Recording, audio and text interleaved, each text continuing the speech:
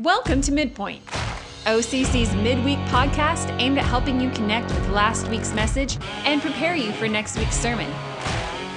Let's dive in. Hello and welcome to Midpoint, your midweek connection to Orchards Community Church. Forrest introduced himself last week, so I'll introduce myself. He's so professional. He was. My name is Wesley, and I'm the children's pastor here. Last week in Brenton talked with us through 1 Corinthians 1:3 through 9 and gave us an encouraging Father's Day message. And I have Brenton here with me today. You do? Yes. I'm glad it was encouraging. I was really, Yeah. I'm like, I don't want to beat you guys up. But then after I was done, I felt beat up writing it. So hopefully it was encouraging. Yeah. Well, I don't know that any battle, whatever it is super encouraging, you know, but there's having encouragement going into it for sure. Good. Yeah. Ironically, I got to do the Mother's Day podcast, and now I get to do the Father's Day podcast. There you go. It just landed that way. I don't know if that's going to happen every year or not, but I think it should. I don't know if it's good or a bad thing. Anyway, so first off, my wife did want to critique your message a little bit. Of course she did. Yeah. She said you spent too long talking about working out. And yeah, she said I spent too long on it. And I just want to clarify that this is a discussion me and her are going to continue at home. Yeah. But you can't spend too long talking about working out. So. Well, I did say that it was the longest intro ever. And I was trying a roundabout way to just tell people like, hey, this message might be uncomfortable, but I want it to be worth your while. And so that's why I did the working out thing, because I think it's at least something that people can relate to of wanting to not waste your time doing something. Yeah. And so that's why I kind of hit it hard. But I know it was long. I'm really sorry, but I'm not sorry. Yeah. Don't be sorry about that. Yeah. Whatever, Heather. We can talk about it. Yeah. We can talk about working out more if you want to. Yeah. We can just spend half the time talking about what's your bench max? Probably what you rep.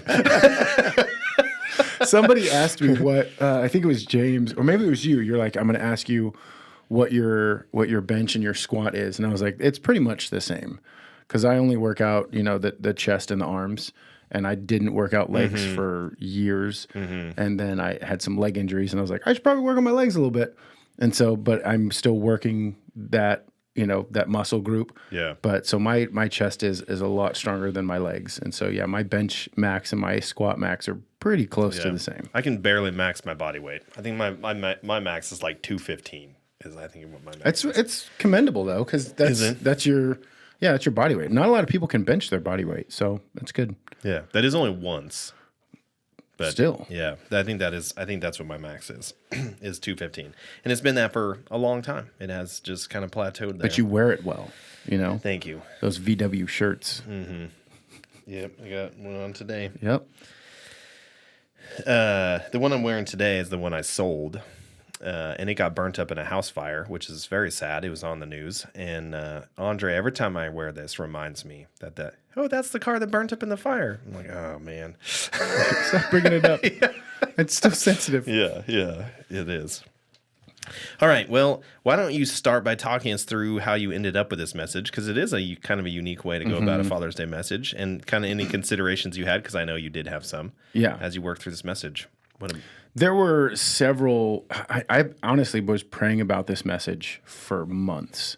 When the schedule came out earlier this year that I was going to preach Father's Day, I'm like, all right, God, I'm going to start praying now. So after we did the WB show, I was praying pretty hard.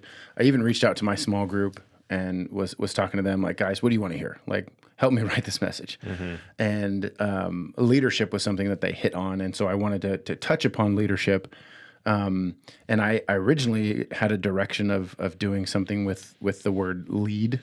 And, L is for love. And so you need to lead in love. And E is for encouragement. But I felt like I was forcing it. And I'm like, I don't want to force a message just to preach a message. I don't want to just force it. And so just was thinking through different father passages. There's a couple passages that are just geared towards dads. And I came across the passage in 1 Corinthians 4:14 where Paul says, talks about them like his children. And I'm like, oh, I wonder how he starts the letter to his children? Like, how does he start it? And I read 3 through 9, or actually just 1 through 9. And I'm like, oh, I think there's something there. And so I kind of poked at it a little bit and then came up with the message. So that's kind of how it evolved. But I was really just wanting to be, I didn't want to give just a generic Father's Day message. And I really didn't want to beat people up as well. Mm-hmm. So I wanted to do something different that would be applicable to everybody, that would kind of be in tune with the mission of OCC, but also kind of challenge dads and men to stand up. Mm-hmm. Yeah, well, I thought you did a good job. And Forrest took the acronym thing during Mother's Day, so it's good he didn't. He'd use Spindle, yeah, which was a long one. It's a lot to remember. Yes. Yeah, mine was just 4 letters because that's how good my memory is. Yeah. Did you actually do it though? I don't recall that being in there. No, I didn't do it. Okay. No, I ended up. I thought about tagging it at the end, but I try to. I know James does like 6,000 words. I try to keep around like 52, 53. And I was like, I don't have any time. Like by the time I finished what I wrote, it was like 5,000 words. Mm-hmm. I'm like, I don't have enough time to dedicate another 1,000 words to explaining the lead acronym. Yeah, and we had 2 long services in a row, back-to-back weeks, and so it was good to have one right on time. You're welcome. It felt good. Yeah. Well, this is the part where we get to the questions from the congregation, which this week we didn't really have any, which is okay. Yeah. So we have some. And my wife created a plethora of them. Some of them I'm not going to read. Because they're making fun of me. Yeah. One of them is making fun of me. I'll start off with the one making fun of me. Her question specifically starts out with, Wesley, do you know anyone who used to jog in jeans? Yeah, that was me. That was me that used to do that. On the treadmill or just out in public? Yeah, I used to just go down to the levee and just go for a jog in jeans. Yeah. Were you, like, did anybody say anything? Like, did you lose something? Like, do you need a ride? Are we gonna, what are you running from? People just turn and run with me. They were running from you. Yeah. Who's this weirdo that's running down the levee in jeans? Yeah. That was me. Did you at least have like a tank top on, or no? I just was it just like normal everyday clothes? Yeah, just get off work and be like, well, it's time to go for a jog, and I just did you put on athletic shoes at least? I think so. Okay. Yeah. Because I like running in loafers. I wasn't running in my Clarks. Okay. Yeah. I mean, I wouldn't put it past myself. I wouldn't. I couldn't do that now though. I would be too hot. At the time, I was much skinnier, and I was much cooler. You know. Yeah. Not in all cooler senses of the word. Yeah. No, I was not. I have this thing that I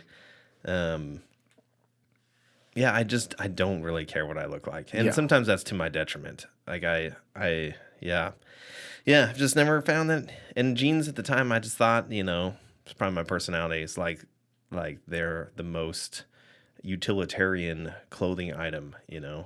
And so you were a walking Levi commercial or running Levi commercial. Right. Could you imagine a commercial? They're just advertising a dude running down the levee. Levi's, we can do anything. Yeah. Look like you're running from a murder. Oh. Yeah.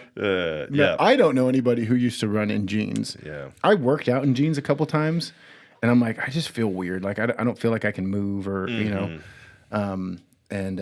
which goes to I'll say the question that Heather wrote for me. Why is Brenton's speaking voice so high? Is it just his pants? And I do wear skinny jeans.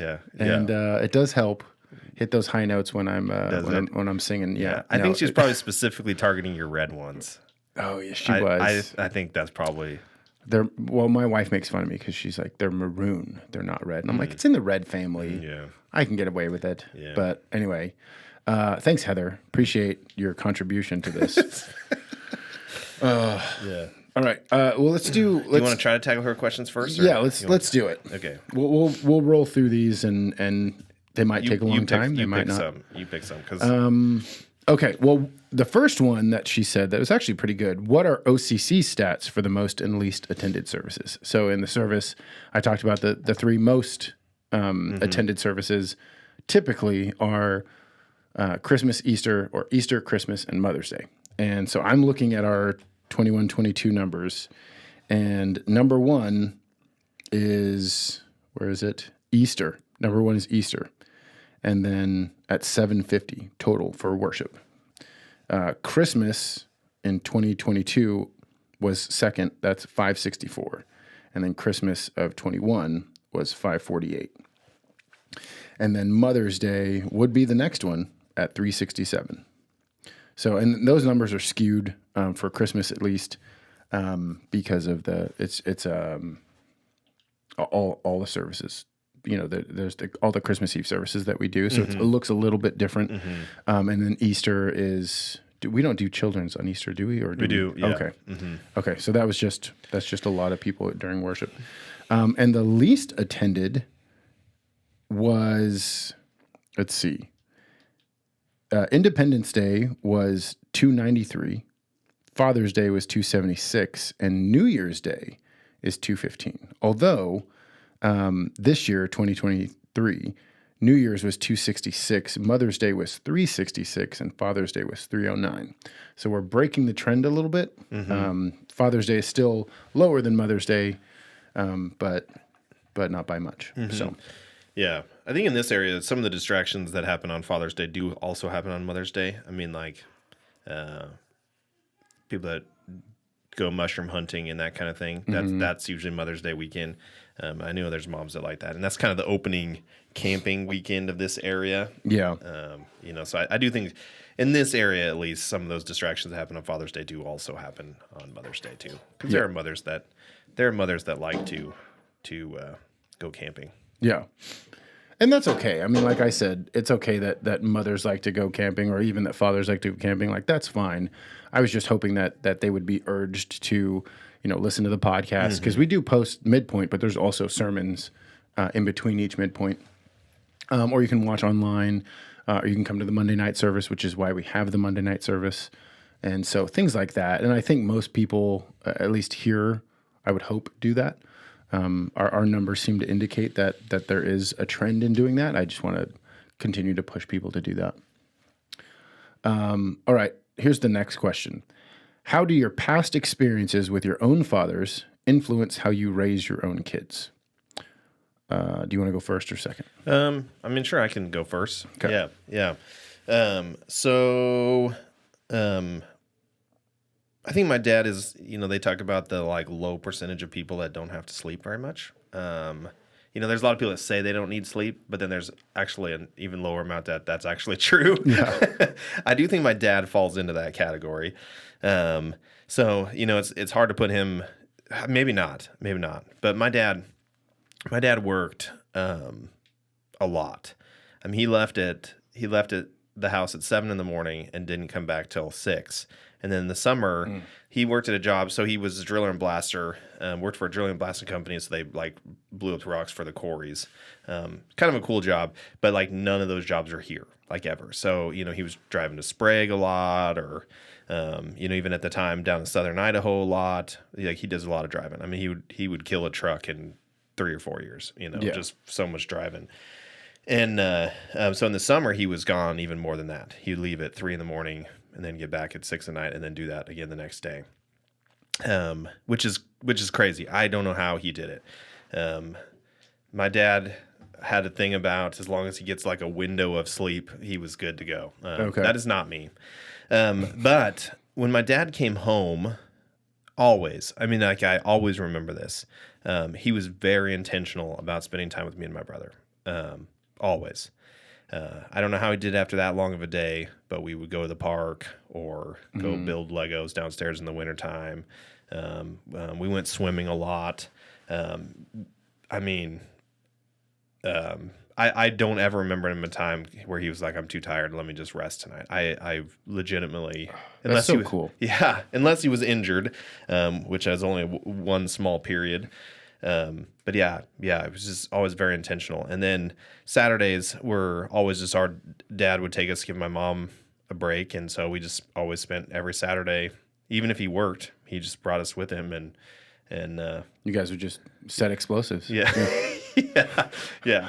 I had the cool dad, because he did always have. That's awesome. He always had, at least blasting caps in his truck. So, okay.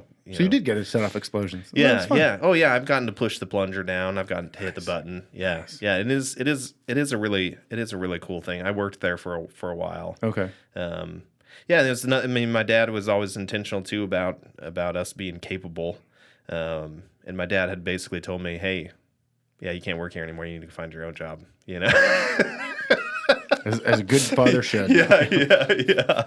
Go fly, stretch your wings, Wesley. Exactly. Yep. Yeah, and so and all that was good, and went and got my own job, and so my dad was always very intentional that way. I mean, he spent a ton of time with us,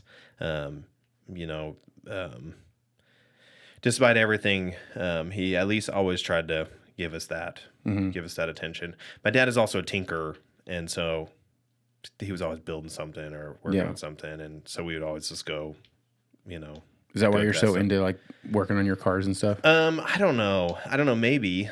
I don't know. I sometimes I don't have a lot of his giftings, and so I don't know. I like driving. That's what I like, and I like the experience of driving. Mm-hmm. The rest of it is just to get to that point, and I don't really like it. To be perfectly honest, yeah, I don't. And without his help. Like truly, I wouldn't be able to do it. Like I would probably have to sell my car, probably, if it wasn't. I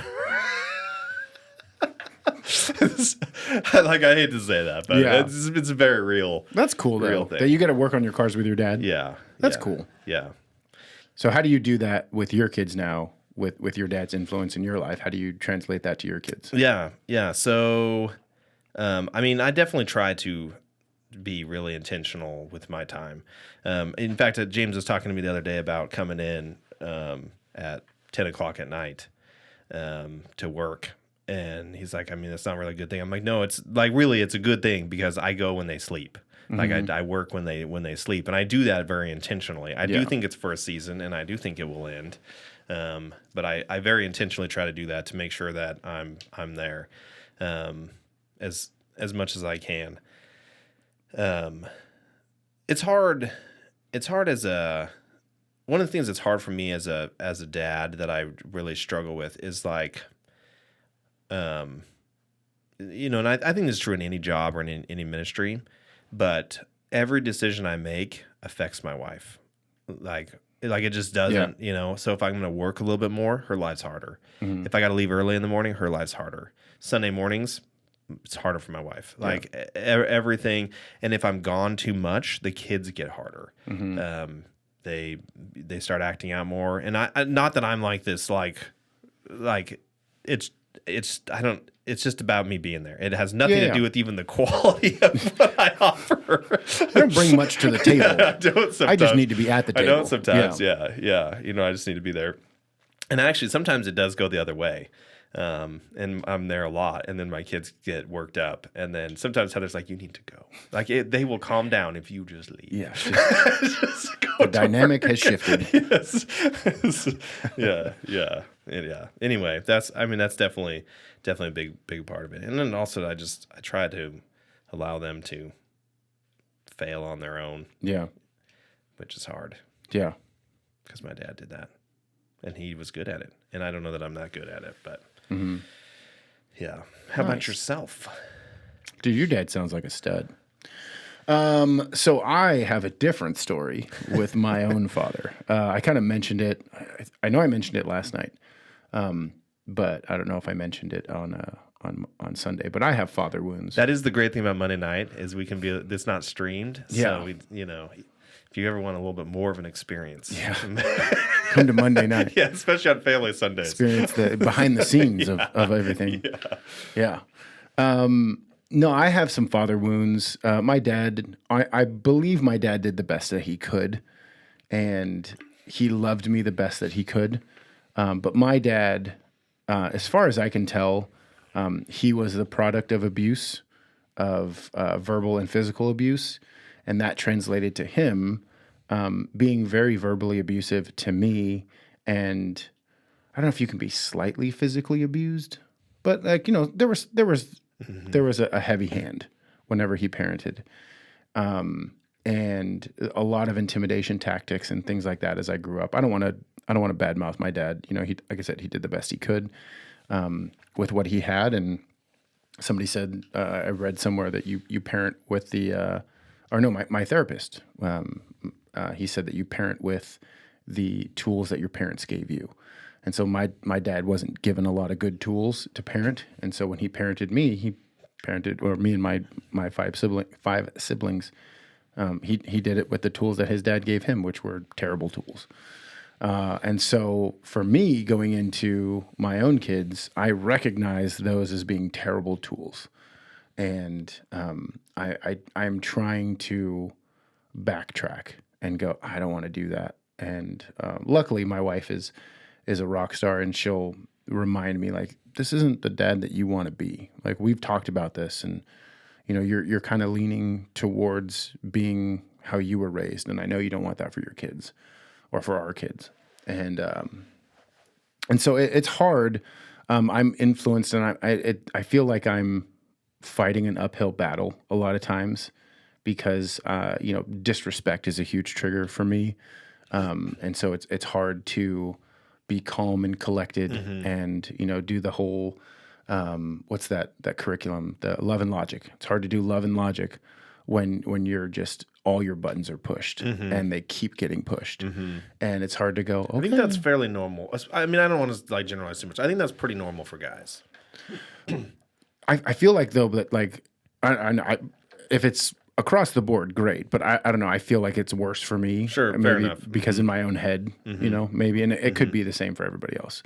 But I really feel like I'm like the Hulk, like waiting to explode. Of how dare you say that to me? And I have to like walk out of the room, or just like bite my tongue and just I have to leave. And there's some times that I'm like, I'm gonna go stand outside for like 5, 10, 20 minutes because I can't be here right now. And so it's learning how to control myself. And my wife has this saying that says, like, you're the most mature one in this relationship, meaning me and my child. Or you're supposed to be the most mature one. You're the one with fully developed brain. Yeah. And I'm like, I don't feel like it. I feel like we're both just like, kids in a schoolyard, just like yelling at each other, like, I want this. No, I want this, but I'm bigger, so I win, kind of thing. And I'm trying I don't want to win with my kids. My dad sometimes felt like he was winning, and he had to win. He had to win the argument. He had to win, the strongest or whatever. Like it was a competition, and I don't want to compete with my kids. I want to love them, and I want to care about them, and I have to continually remind myself that I want good for my kids, and that my kids are not my enemy. And that's been a long road for me. Yeah. And so for me, my dad influences me by giving me like that negative side of things that I'm like, okay, that's my barometer of what I don't want to do. Now I need to try to learn and grab other tools to parent them. So yeah. I mean, I relate to some of that for sure. I mean, I remember very vividly when my first was born, and like you would love him so much in the day, and then at night it was just like anger. And I remember knowing my anger was going to come, which is not something my dad had, which is disappointing. Like a lot of my flaws, I don't know where, just I guess I'm sinful. I don't know. Yeah. I don't feel like either of my parents were super angry with me, but man, my anger, and I remember knowing my anger was going to come, but I was not prepared for how hard and how fast it was going to hit when my first was born. And like, I want to help. Like, that's something I struggle with. And I think it is a little bit of a respect thing but like what really frustrates me is when I'm like trying to help, I'm trying to calm my kids down, and I know that Heather will be able to come in and just fix it right away. But like she needs a rest too. And so I'm trying to give her this rest. I'm trying to give her this break. And I know, and like, if it gets to the point, like, especially at night, if it gets to the point where I know she's awake and I know she's just listening and I can't get control of the situation, like I go off. Like it's scary. Like it scares me. Yeah. I know exactly what you're talking. I'm right there with you. Yeah. I get it. Yeah. And we had a couple weeks ago, we had another one of those, and it's just, I don't know. Yeah. it's tough, but Yeah. being No, I remember those. I don't know. Maybe that's pride of hearing, of knowing that your wife is judging you, which I don't think she's judging you, but I think it's, knowing that you're like, I'm trying to be the rescuer. Yeah. I'm trying to help. I'm trying to do this and Yeah. I'm failing. And all I know to do is just blow up. That's all I know. Yeah. And maybe if I yell loud enough, they'll get scared enough to stop crying or stop fighting or something. And that's normally when my wife will come out and be like, "What is going on?" And I'm like, "I don't know. I'm trying my hardest." Yeah. Yeah. All right. Well, now that we feel great about ourselves, let's do another question. Yeah. Why did God create some men with attractive, deep voices like Wesley and others not so much like Brent? Thank you so much for that. Is my voice actually deeper than yours? Because I don't think it is.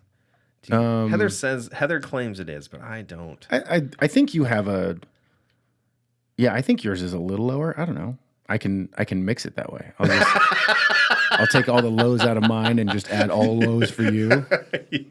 Yeah. Give me some bass boost. Yeah. If I get a little closer and talk a little quieter. Yeah, there you go. And I'll just talk up here. It's the Mickey Mouse Club in here. I can go back to talking like Eve. Yeah. Oh, Adam. Yes. Look. That was so fun. All right. How many men and women volunteer in children's youth ministry? And I'm going to add, and worship ministry. So I'll go first on this one. Yeah. I actually have a pretty even balance of men and women on the worship team because I have not only people on stage with me, but also people in the tech booth. And so it's pretty balanced, I think. There's a lot of husband and wives that serve. I have, a mom and daughter that serves. I have, I think it's a pretty even across the board, which is great. And then it was really cool that last week I was able to I wanted to do an all-female band. That would have been really, really cool. But I don't have a female drummer. So if you are a drummer and a female, let me know. But I thought that would have been really cool just to, one, give me a break because I had to be on stage all service. But it's just kind of cool to let the other members of the worship team lead. And so, but I don't know, I think it's kind of cool to have sometimes an all-female band. But I've been blessed to have a pretty even male, female, and even age-wise, it's pretty broad for me. What about for children's and youth? So, I mean, it is. I'm going to start off by defending a little bit. I do know that there are children's things that happen during times where people work, and so like there is that aspect that is, and more often, not always, but more often, men work more. Mm-hmm. So, I mean, there is that. Children's is definitely heavily weighted towards females, especially those that commit every week. On Sunday mornings, so each week for all three services, it's about 25 people. So for children's and youth, so I'm going to include Andrew on Sunday mornings. I actually can't speak too much to his Wednesdays. I'll make some assumptions here in a minute, but yeah. But I can't speak too much. But it's about 25 people that it takes to do Sundays and Monday night in children's and in youth. And of those, 4 of them are including Andrew. So 5 of them are consistent every week. Men are consistent every week. About 5 out of the 25. Okay. There are a couple of guys that are sprinkled in there, but it's just a couple. Those guys also typically serve in every single ministry. Yeah, you guys would know the them. 5 faithful are the 5 that are just everywhere. The 2 that are sprinkled in there. The 5 faithful ones. I mean, yeah, one of them's me. Oh, okay. One of them's Andrew. Okay. So I can narrow that list down. And then there's a couple guys that do help intermittently, but those are the ones that help all over. I mean, people would know who they are because they volunteer. So it is definitely heavily weighted towards women, especially when you look at the ones that are there every week. Awana is more evenly split. It is definitely female heavy, or excuse me, a little heavier on the female side, but it is more equally split. That, however, has been due to a lot of effort on my part. Okay. When I started helping with Awana, so this is actually kind of how I got into children's ministry. I don't know if I've ever told you this. So You're about to. I'm about to. Yeah, you're about to hear it. So I had just left my job and started working for Forrest. And so I now had evenings off. I wasn't gone in the evenings. And Heather, we were just recently married, and Heather had been doing Awana forever. And she's like, we don't have any male leaders. You're coming with me. That was pretty much the extent of it. You were voluntold. Yeah. I had not worked with kids at all, ever. My ignorance was immense, let me tell you. Did you think that you had a gifting for it at all? No. Okay. She asked me, and it seemed like a logical reason. You need guys. I'm a guy. I fit that peg. I can do it. Yes, I think I could do this. And it was a huge culture shock for me, for sure. And that was kind of how I got into it. Then I fell in love with the openness of kids. I mean, I don't. There's another question. I don't know if we're going to get to it, so I'll save that for a minute. I'm thinking so. I think I think it's good. It's all fitting together. Okay. So. Yeah. So I'll save that for that point. But yeah, I like the open and honesty. I like that you don't have to wonder what kids are thinking. They just will tell you, or it's very obvious. Yeah. Usually, I fell in love with that, and that was kind of how I got into children's. And then when I started taking over Awana, I think it's easier. And I don't know. There's just things in life that, I don't know why it's that way, but it seems like it's easier for a guy to recruit guys. And so that helped me as over the previous person. That's nothing against the person that was the predecessor to me. But I mean, I'm a male, and it was just easier for me to connect with males. And on the same side of that, sometimes I think I've probably scared off women. Which is further even than ever, and I'm not proud of that. But I mean, it's just guys connect with guys, and and women will fill those roles. Yeah, if they're open, they will fill them. Yeah, which is a great thing. So Sundays are heavily women, and Awana is split.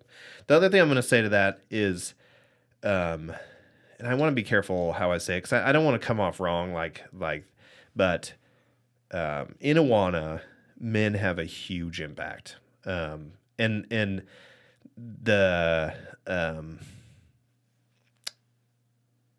I think there's a couple of things. I'm not an expert on this. I don't know. I don't know a whole lot. I'm still wading through a lot of this stuff. But a lot of we have a lot of really gifted women in children's ministry, and they can say something 4 or 5 times and it just go through the room. But a guy will say it, and the room will be all ears. It's a crazy thing. And there's a little bit of it that's probably volume, but a lot of it I think is just the male presence. Yeah, and it is kind of abnormal. I mean, I hate to say that, and especially in kids' life, this is a lot of kids are hurting for male affection. Yeah. And male leadership. And male leadership, yes. Yeah. And that's nothing against what women do. Like I said, there is a lot of gifted women. And it's probably frustrating sometimes when you have this gift and Joe Schmo like me walks in off the street with no experience. His wife drags him and he says the same thing. And everybody listens. Yeah. Yeah. But I confidently can say that I see that trend. Yeah. What's behind it, I don't know. But it is really important. Yeah. Well, I think we don't feel like you were saying, like kids are wanting that male affection and male leadership. That if women weren't being the female side of that spectrum of giving female affection and female wisdom and leadership, then the kids would need that as well. But they're getting that. They just need it from both sides. Is I think. Yes. Yeah. Yeah. And even just for our boys, especially younger. I mean, I don't.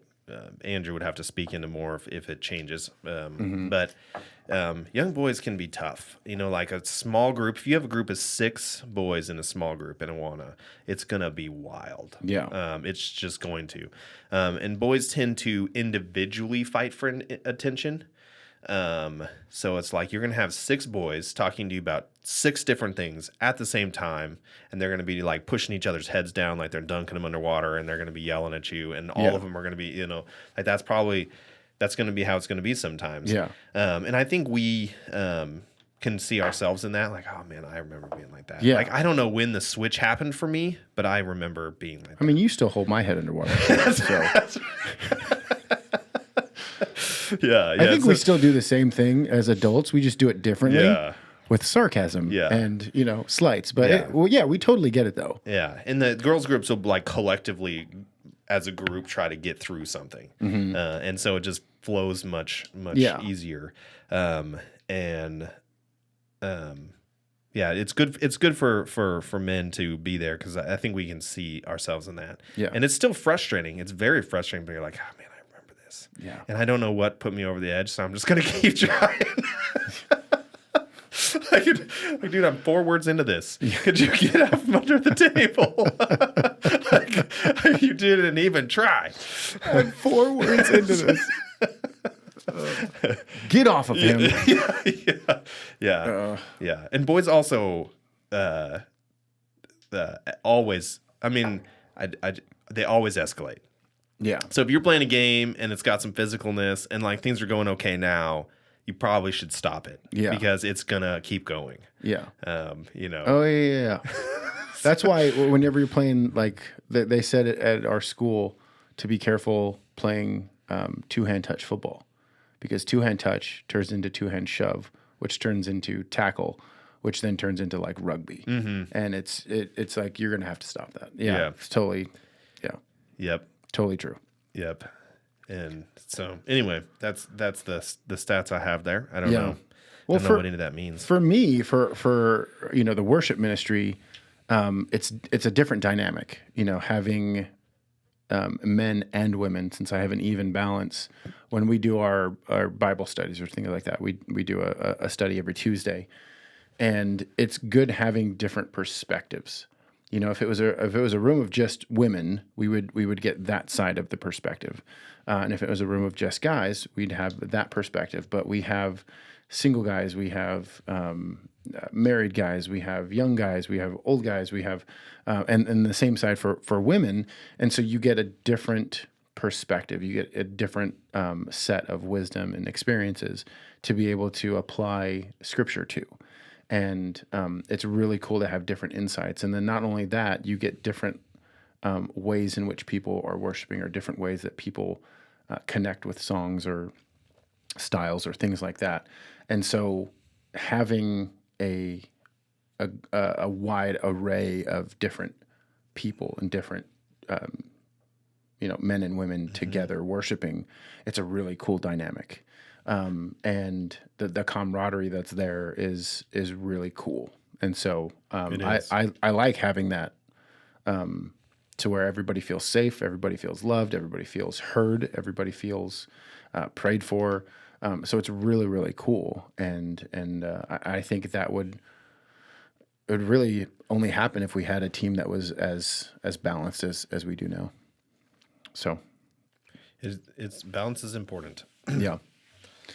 All right, here's a hard question. I think you already answered this question of the just having a male presence, so I can skip that one. But here's the question: do men get a free pass, quote unquote, free pass on not being involved in kids or youth ministries? And really, this is any ministry, because it's quote unquote not their calling. Or will God hold all men accountable for their involvement or lack of with the most vulnerable? On that note, you can just let that one sit for a while. Yeah, that's a hard question. I was laughing until I got to that one when I was reading these, and I was like, oh, Yeah. that one stings. The answer is no. Men do not get a free pass just because it's not their calling. One of the things that James said a while ago was if you don't know where to plug into where you're not called. Plug into a weakness of yours and watch God move through your weakness. I mean, very similar to your story that you were like, I'm not gifted with kids. I have no idea. And now you're the children's pastor. Not saying that that's everybody's path, but to say, well, this isn't my calling. I think in some regards there's wisdom there, but in other regards, if you're able to serve with kids, and you're able to, pass the background check and all that kind of stuff, and you can do it, like you're like you said, like I'm a male, I can show up. If you can show up, watch what God does, and that's really in any ministry. But I would assume, especially with kids and youth, to just show up, is huge. And if you could have shown up and you didn't, I think there's going to be some accountability for that. Why didn't you? What was holding you back? Why did you not trust me in this? Especially if God's leading you to volunteer or leading you to serve in that way. It's no surprise that we need volunteers in kids, and no surprise that we need volunteers in youth. We mention it all the time. And so it's not like you had no idea. And if God's pulling at your heart and you're feeling that nudge of, I should probably do this, or I can do that, I can show up, and you don't, you're going to have to answer for that. And how are you going to answer for that? What are you going to say? What would you say if that came across? So, and I don't want to guilt people into doing it. Like I hate guilt serving. Like, if people are like, well, I don't want to, get in trouble, or I don't want the pastor to look down on me. Like, no, then like, I want you to serve because you want to be here. And I don't know. Do you feel the same way? Yeah, and I think it's good to. I mean, I think it is good to try to find something in your gifting. But I don't know that most of us don't have like a gift of charisma. Not that that's a spiritual gift, but just high charisma that just people just follow and we're not all Ryan Reynolds. Yeah, right, exactly. Yeah, and I think that's the case for most of us. And so being called to minister to people is gonna be hard. And I don't know that anybody like feels this calling to go out and just do hard things with people, like regardless of what age it is. Yeah. And so I think that's one of the dangers of trying to stick with what you're good at. I also think that you hit on, and I'm not saying you shouldn't do this, but you were hitting on this when you were talking about what James was saying about serving someplace that you're not strong. Is you can't lean on your own ability, and God's going to show up. Like God's going to reveal Himself, and you're gonna see it in ways you could never imagine.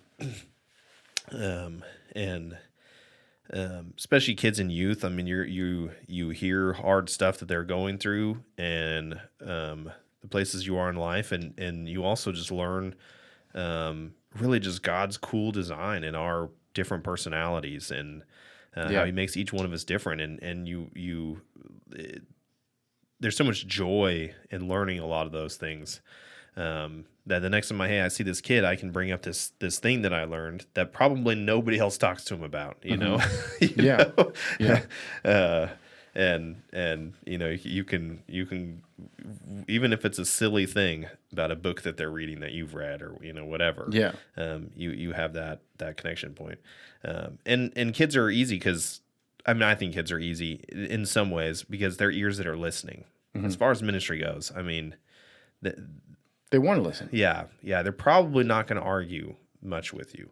There's a few cases, but nothing like adults or even youth ministry to some degree. Yeah. They are ears that are open and listening.